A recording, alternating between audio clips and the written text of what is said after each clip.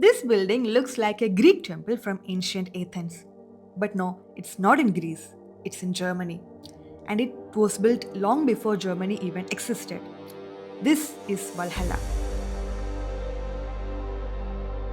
When I first saw this building near Regensburg in Bavaria in Germany, I couldn't understand why this looked so un-German.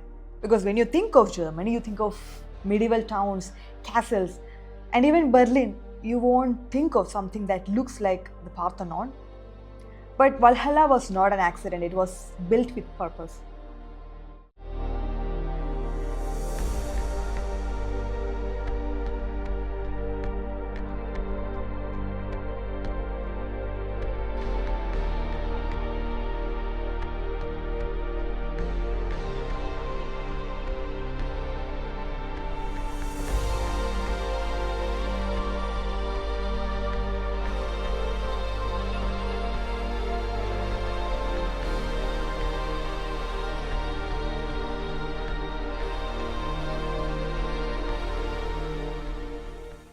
In the early 1800s, there was no concept of unified Germany. Rather, there were small kingdoms and states. Bavaria, Prussia, Saxony are some of them.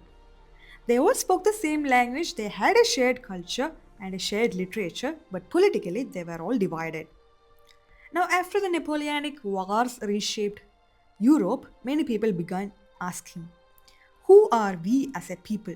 And this question of identity became very important. Valhalla was commissioned by King Ludwig I of Bavaria. He was a ruler who was deeply interested in art, architecture, literature. Even before he became a king, he had this idea of constructing a hall of fame for important German speaking figures. He wanted to honor writers, scientists, composers, and political figures who helped shape German culture. And he named it Valhalla after Valhalla from Norse mythology, where heroes are honored. But here is the interesting part. If Romans were present in parts of Germany, why build this in Greek style instead of Roman? This wasn't actually about historical accuracy. So, in the 1800s, ancient Greece stood for all that was good. It symbolized philosophy, art, and intellectual greatness. So, Greek architecture represented civilization at its highest level. On the other hand, Roman architecture or Romans stood for conquest and glory and kings and kingdoms. So, by building Valhalla like a Greek temple, Ludwig was making a statement. He was saying German culture belongs amongst the greatest civilizations of history. Inside Valhalla are marble busts and plaques honoring important German individuals. Some of them lived long before Germany became a unified country because Germany becomes unified only in 1871. And that's what makes this monument really fascinating because it was imagining cultural unity long before it even existed.